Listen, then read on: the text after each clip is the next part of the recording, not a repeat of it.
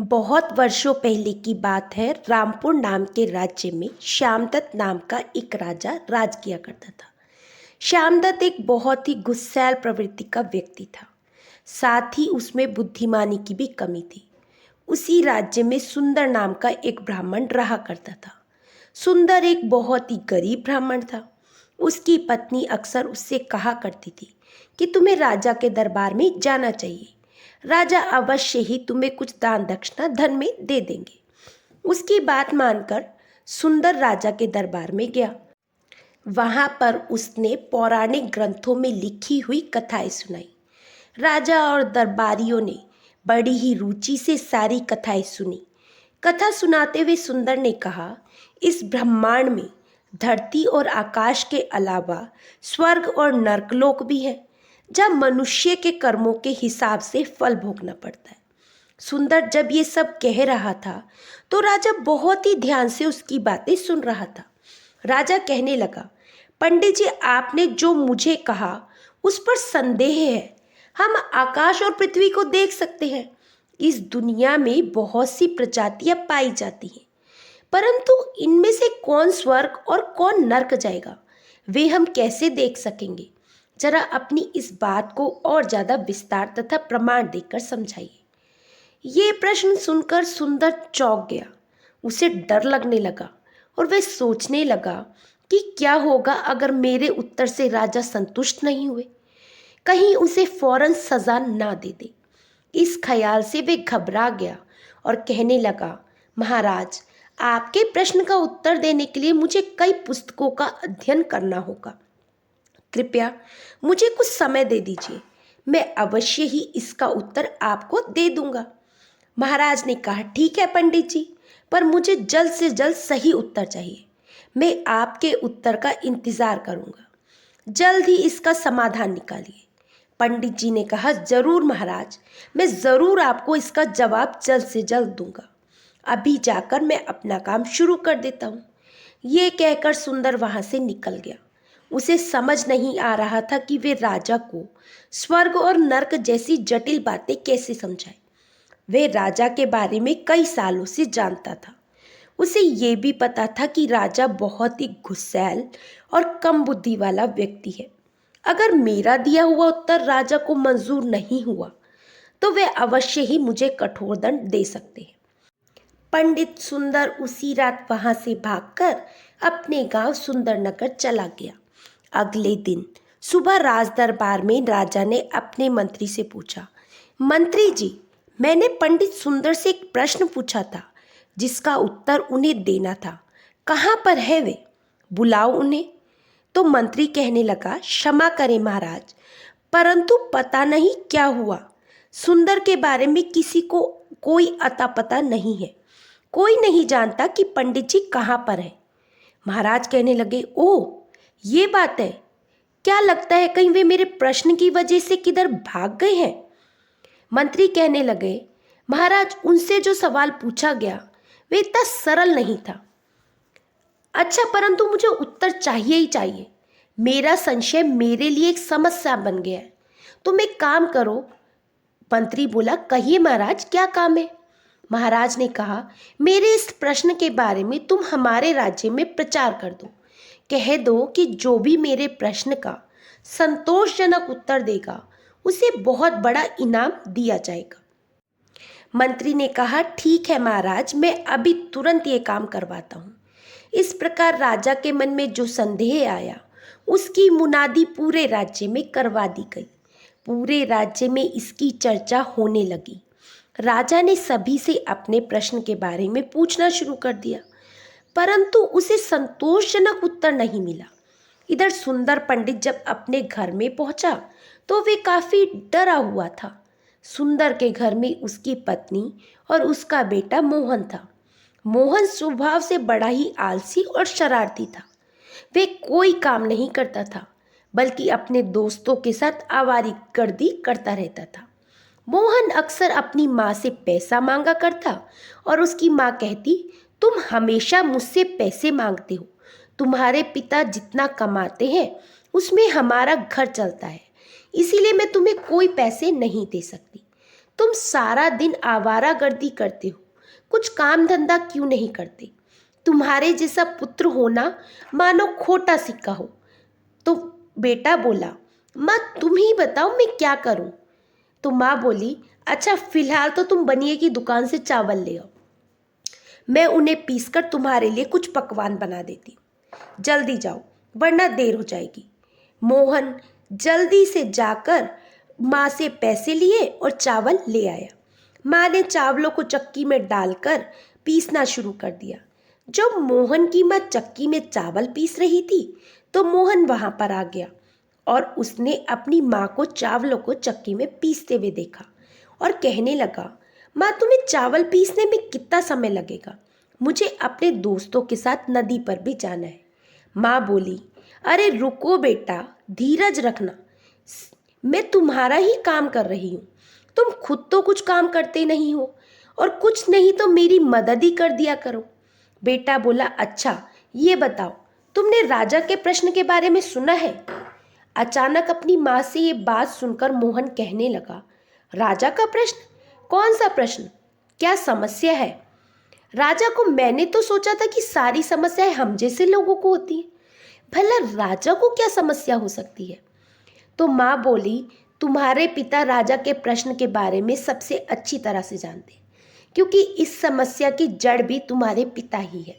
वे आएंगे तो उन्हीं से पूछ लेना, वही तुम्हें बताएंगे। इसी बीच सुंदर वहां पर आ गया। मोहन ने उससे पूछा, पिताजी राजा के साथ क्या मामला है? मैंने सुना है आपने उनके लिए एक समस्या खड़ी कर दी है। तो पिता बोला, क्या बताऊं बेटा, मैं पौराणिक कथा सुनाते सुनाते स्वर्ग और नर्क के बारे में बात बताने लगा तो राजा के मन में संदेह पैदा हो गया। उनके मन में एक सवाल आया, वही तो पूछ रहा हूँ पिताजी, बताओ वो सवाल क्या था? पिता बोला कि तुम उसके बारे में जानकर क्या करोगे? वे बच्चों के बस की बात नहीं है, खासकर तुम्हारे जैसे बच्चे की, जो सारा दिन बाहर ही घूमता रहता है। सुंदर ने जब ये कहा तो मोहन की रुचि इस बात में और ज्यादा बढ़ गई। वे जानना चाहता था कि समस्या क्या है। तो वो बोला, अरे पिताजी, पहले आप बताओ तो सही कि बात क्या है। तो पिता बोला, ठीक है, तुम नहीं मानते तो सुनो। महाराज चाहते हैं कि उन्हें स्वर्ग और नर्क के बारे में विस्तार पूर्वक प्रामाणिकता के साथ बताया जाए। राजा ये सब जानने के लिए बहुत ज्यादा उत्सुक है। तब मोहन की माँ बीच में ही बोल पड़ी, सुनो मोहन, तुम इन सब बातों की फिक्र मत करो। इसका जवाब तो तुम्हारे पिता भी नहीं दे पाए, तुम कहाँ से दे पाओगे? चलो तुम थोड़ी मेरी मदद करो, तब तक मैं तुम्हारा खाना बना देती हूँ। ये कहकर माँ ने चक्की का ऊपर का पहिया निकाला और किनारे से इकट्ठा आटा करने लगी। मोहन ने देखा कि उसमें से चावल के कुछ दाने कुचल गए थे और कुछ दाने साबुत थे। तुरंत मोहन के मन में कुछ विचार आया और वे तुरंत अपनी माँ से बोला, माँ, राजा की समस्या का हल मिल गया है, मैं आज ही जाऊंगा और राजा की समस्या हल कर दूंगा। मोहन के माता पिता उसकी बातें और आत्मविश्वास को देखकर हैरान थे। पिता बोला, क्या कहा तुमने? इसका जवाब ढूंढ लिया तुमने? जब मुझे इसका जवाब नहीं मिला तो तुम्हें कहाँ से मिल गया? तुम राजा को नहीं जानते, वे बहुत ही गुस्सैल है। अगर उन्हें तुम्हारा जवाब पसंद नहीं आया तो वे तुम्हें कठोर दंड भी दे सकते हैं। तुम्हें उसके बारे में कुछ भी पता नहीं है। तो बेटा बोला, आप उस बारे में चिंता ना करें पिताजी, मुझे विश्वास है कि मैं सही उत्तर दे सकता हूँ। आप बिल्कुल निश्चिंत रहिए, मैं अब महल में जाने के लिए निकल रहा हूँ।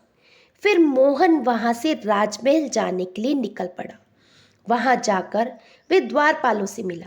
उनसे कहने लगा, मैं महाराज से मिलना चाहता हूँ। तो सैनिक बोले, महाराज से मिलना है? किस लिए मिलना है? तुमने अपनी शक्ल देखी है कभी आईने में? महाराज तुम जैसे लोगों से नहीं मिलते। तो मोहन बोला, अरे भाइयों, मैं कपड़ों से मामूली दिखता हूँ, लेकिन मैं उनके मन की सबसे बड़ी शंका का जवाब देने आया हूँ। मैं कोई ऐरा गैरा नहीं हूँ। तो सैनिक बोले, अरे लड़के, बहुत बड़े बड़े विद्वान उस संदेह को दूर नहीं कर सके। चलो तुम यहाँ से चले जाओ, क्यों अपनी जान संकट में डालते हो? बड़े बड़े विद्वान भी उनका जवाब नहीं दे पाए तो तुम कैसे दोगे? तो मोहन बोला, मैं यहाँ से भागे हुए उन पंडित का ही बेटा हूँ जो महाराज के सवाल का जवाब नहीं दे पाए थे। द्वारपालों ने हैरान होते हुए कहा, क्या तुम सुंदर पंडित जी के बेटे हो? मोहन ने कहा, हाँ, मैं उन्हीं सुंदर पंडित जी का बेटा हूँ। अगर मैं महाराज से नहीं मिल सकता तो कोई बात नहीं, आप मुझे मंत्री जी से मिलवा दीजिए, मैं उन्हें सवाल का जवाब समझा देता हूँ। द्वारपाल कहते हैं ठीक है, और फिर द्वारपाल मोहन को मंत्री जी के सामने पेश कर देते हैं। मोहन ने मंत्री जी को बताया कि वे सुंदर का बेटा है और वहाँ पर क्यों आया है। उसकी बात सुनकर मंत्री जी ने कहा, बहुत अच्छा किया बेटा, मैं बहुत ही लंबे समय से तुम्हारे पिता की खोज कर रहा था। अच्छा हुआ कि उनकी जगह पर तुम आ गए। मैं अवश्य ही तुम्हें महाराज से मिलवाऊंगा। मुझ पर विश्वास करने के लिए बहुत बहुत धन्यवाद। मुझे महाराज के दरबार में ले जाने के लिए मैं हमेशा आपका आभारी रहूंगा। मंत्री जी ने कहा, ठीक है मोहन, पहली बात ये याद रखना कि तुम अपना परिचय सुंदर के बेटे के रूप में मत देना। महाराज तुम्हारे पिता से बहुत ही नाराज है। यदि उन्हें पता चला कि तुम उनके बेटे हो तो वे इस बात से और ज़्यादा नाराज हो जाएंगे। तुम इस बात का ध्यान रखना। मोहन ने कहा, ठीक है, आप ही बताइए कि मैं क्या करूं। पहले तुम राजा को अपना उत्तर बताओ।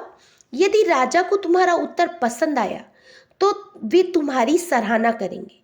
तब तुम समझ जाना कि सब कुछ ठीक है और उस समय ही तुम्हें बताना है कि तुम पंडित जी के बेटे हो। मोहन ने कहा, ठीक है मंत्री जी, मैं बिल्कुल वैसा ही करूँगा जैसा आपने कहा है। अगले दिन राजा दरबार में बैठे थे। मंत्री जी ने जाकर राजा को मोहन के बारे में बताया। महाराज की जय हो, महाराज की जय हो। आपकी उस समस्या का उत्तर देने के लिए एक युवक आया है, क्या मैं उसे दरबार में ले आऊं? महाराज ये सुनकर हैरान रह गए और खुश भी हुए। क्या कहा, सच में किसी युवक के पास मेरी समस्या का उत्तर है? ये तो बहुत अच्छी खबर है, उसे तुरंत पेश किया जाए, मैं उससे मिलना चाहता हूँ। राजा से आज्ञा लेकर मंत्री ने मोहन को दरबार में बुलाया। जैसे ही उसने दरबार में कदम रखा, राजा उसे देखकर आश्चर्यचकित रह गया और सोचने लगा, मंत्री ने तो कहा था कि ये मेरी समस्या का समाधान करेगा, परंतु ये तो कोई साधारण से दिखने वाला युवक है। इसके पास इतनी बड़ी समस्या का हल कैसे होगा? राजा ने कहा, क्या तुम ही वे इंसान हो जिसके पास मेरी समस्या का समाधान है? पहले ये बताओ, क्या सच में ही तुम्हारे पास कोई उत्तर है? मोहन बोला, हाँ महाराज, मैं आपकी शंका को पूरी तरह से समझ गया हूँ। मैं आपको अपने उत्तर से पूरी तरह संतुष्ट कर दूंगा। मैं न केवल शब्दों से बल्कि कुछ प्रयोग करके भी आपके प्रश्नों का उत्तर दूंगा। राजा ने कहा, तुम्हें देखकर तो मुझे कुछ और ही लगा था, परंतु जिस हौसले के साथ तुम मेरे सामने खड़े हो और बातें कर रहे हो उससे मैं बहुत प्रभावित हूँ। बताओ, मेरे प्रश्न का क्या उत्तर है? उसके लिए महाराज मुझे 2 वस्तुओं की आवश्यकता पड़ेगी। महाराज ने बोला, बताओ तुम्हें क्या चाहिए, मैं अभी इंतजाम करवा देता हूँ। महाराज, आप मुझे एक चक्की और कुछ चावल दिलवा दीजिए। इन दोनों वस्तुओं की मदद से मैं आपके प्रश्न का उत्तर दे पाऊंगा। राजा ने मंत्री को आदेश दिया, मंत्री जी, इस युवक को जो भी चाहिए उसका तुरंत इंतजाम किया जाए। मंत्री जी ने कहा, ठीक है महाराज, मैं अभी इंतजाम कर देता हूँ। कुछ ही पलों में मंत्री जी ने कुछ चावल और एक चक्की की व्यवस्था कर दी। फिर मोहन ने वक्त गवाए बिना ही अपना काम शुरू कर दिया। उसने चक्की में कुछ चावल डाले और उसे घुमाना शुरू कर दिया। सभी लोग ये जानने के लिए बेचैन थे कि ये युवक चक्की की मदद से कैसे जवाब देगा। कुछ देर चक्की चलाने के बाद मोहन कहने लगा, इसे देखिए महाराज, आपने पूछा था धरती और आकाश में जो भी जीव रहते हैं वे अपने कर्मों से स्वर्ग नरक कैसे पहुंच सकते हैं? आपका यही प्रश्न था ना? महाराज ने कहा, हाँ, बिल्कुल यही प्रश्न था मेरा। तो मोहन बोला, अब मेरी बात ध्यान से सुनिए। इस चक्की को देखिए, यहाँ ये ऊपर का पत्थर आसमान है जो घूमता है, जो पत्थर स्थिर है वह भूमि है जिस पर हम सब रहते हैं। बस ये बहुत ही आसान सी बात है। राजा उसकी बातों को बड़ी ध्यान से सुन रहा था। साथ ही बहुत उत्सुक भी था। मोहन ने कहा, एक पल के लिए आप मान लीजिए इसमें डाले गए सभी चावल वे प्राणी हैं, जैसा कि आप सोचते हैं। ये हाथ जो चावलों को चक्की में डालता है वे भगवान का रूप है। ये 5 उंगलियां 5 प्राकृतिक तत्वों की तरह है, और ये पत्थर जिसे बारी बारी से घूमना है यही धर्मराज है, जो कर्मों के अनुसार प्राणियों को सजा देता है। क्योंकि कुछ प्राणी पाप करते हैं और कुछ पुण्य करते हैं। जो पाप करते हैं उन्हें उनकी सजा दी जाती है। इस चक्की में जो चावल कुचले गए और पीसे गए वे सब वही पापी हैं, जिन्हें अपने पापों की सजा मिलती रहती है। फिर कुछ देर तक चक्की चलाने के बाद मोहन ने ऊपर का पत्थर हटाकर राजा को दिखाया और कहने लगा, आप इन्हें देख सकते हैं महाराज, इनमें कई चावल ऐसे हैं जो पिसकर दर्द का अनुभव कर रहे हैं, वही लोग जिन्हें नर्क मिलता है। परंतु कुछ लोग इन साबुत चावलों की तरह हैं, जो अपने अच्छे कर्म की वजह से स्वर्ग प्राप्त करते हैं। उन्हें उनके अच्छे कर्म नर्क की यातना से बचा लेते हैं। ऐसे लोगों को नर्क का कोई डर नहीं होता, क्योंकि वे जानते हैं कि उनकी जगह स्वर्ग में है। मोहन ने अपनी बात विस्तार से पूरी की। वो जब अपनी बात समझा रहा था तो सारे लोग बड़ी ही सावधानी से उनकी बात सुन रहे थे। दरबार में एकदम सन्नाटा छा गया था। जिस तरह से मोहन ने समझाया उससे हर कोई हैरान था।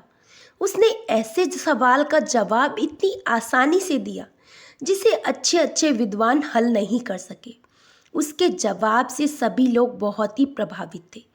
तब राजा ने कहा, बहुत बढ़िया बेटा, बहुत अच्छे। तुमने एक ऐसे सवाल का जवाब इतनी आसान तरीके से दिया जो मुझे लंबे समय से सता रहा था। हालांकि मुझे उम्मीद नहीं थी कि तुम्हारे पास कोई जवाब है, परंतु तुम्हारा उत्तर मुझे बहुत ही पसंद आया। मेरी शंका का समाधान हो गया। मेरे जवाब को स्वीकार करने के लिए धन्यवाद महाराज। अब मैं आपको अपना परिचय देना चाहता हूँ। दरअसल मैं उन्हीं पंडित सुंदर का बेटा हूँ जिन्होंने आपके मन में ये शंका डाल दी थी। मेरा नाम मोहन है। महाराज बोले, क्या तुम पंडित सुंदर जी के बेटे हो? मोहन ने कहा, हाँ महाराज, मैं यहाँ पर उसी समस्या का समाधान करने के लिए आया था जो मेरे पिता के द्वारा खड़ी कर दी गई थी। राजा ने खुश होकर कहा, क्या बात है, मुझे तुम्हारा जवाब पसंद आया। फिर राजा ने मंत्री को आदेश दिया, मंत्री जी, इस युवक को पुरस्कार के रूप में धन और कीमती वस्त्र दिए जाएं। पूरे सम्मान के साथ इसे विदा किया जाए। मंत्री ने कहा, ठीक है महाराज, जैसी आपकी इच्छा, मैं अभी इंतजाम करवा देता हूँ। मोहन ने कहा, आपका बहुत बहुत धन्यवाद। इस प्रकार मोहन धन और इनाम लेकर अपने घर के लिए विदा हो गया। मोहन ने अपने पिता की वजह से राजा के मन में जो संदेह पैदा किया था उसका समाधान कर दिया। उसके सटीक जवाब को देखकर महाराज की प्रशंसा और इनाम भी पाया। वह अपने पिता से भी एक कदम आगे निकला। पिता ये सब जानकर बहुत खुश हुआ, साथ में उनकी माँ भी बहुत खुश हुई और सब खुशी खुशी रहने लगे। चलिए चलते हैं अपनी दूसरी कहानी की ओर, वो भी इतनी ही मज़ेदार है। एक गांव में 3 भाई रहते थे। कब हाँकने में उनका जवाब नहीं था। इस काम में तीनों भाई अपने को सबका गुरु समझते थे। एक बार तीनों भाई यात्रा पर निकले। रास्ते में वे एक सराय में ठहरे। उसी सराय में एक राजकुमार भी आ ठहरा। उसने कीमती वस्त्र तथा बहुमूल्य आभूषण पहन रखे थे। भाइयों ने राजकुमार को अपने जाल में फंसाकर उसके वस्त्र आभूषण हथियाने की योजना बनाई। उनमें से एक भाई राजकुमार से बोला, महाशय, समय काटने के लिए कुछ खेल पहेली हो जाए तो कैसा रहेगा? राजकुमार राजी हो गया। दूसरे भाई ने सुझाया, ऐसा करते हैं, हम बारी बारी से गप्पे हाँकते हैं। किसी की गप पर दूसरा कोई विश्वास ना करे तो विश्वास ना करने वाला हारा माना जाएगा। उसे गप कहने वाले को की गुलामी करनी पड़ेगी। राजकुमार ये शर्त मान गया। पौड़ी बहुत खुश हुए। उन्हें पूरा विश्वास था कि वे ऐसी बेतुकी गप मारेंगे कि राजकुमार विश्वास ना करने पर मजबूर हो जाएगा। उनके मुख से ये कैसा हो सकता है निकलवा कर रहेंगे। उन्होंने सराय के मालिक को पंच बनने के लिए मना लिया। मुकाबला शुरू हुआ। पहले भाई ने गप मारी। बचपन में हम लुका छुपी खेल रहे थे। मैं छिपने के लिए एक ताड़ के पेड़ पर चढ़ गया। वह ताड़ का पेड़ कम से कम 100 मील ऊंचा था। मैं दौड़कर उसकी चोटी के पत्तों के बीच छिपकर बैठ गया। मुझे वहीं नींद आ गई। जब आँख खुली तो देखा कि पेड़ इस बीच 50 मील और उग गया है। नीचे उतरने की हिम्मत नहीं हुई। मैं सोच ही रहा था कि पास से तो एक बादल का टुकड़ा गुजरा। मैं उसी में घुस गया। जब उस बादल से पानी बरसने लगा तब जाकर मैं पानी की धार को रस्सी की तरह पकड़कर नीचे उतरा। राजकुमल केवल मुस्कुराया। पहला भाई निराश हो गया।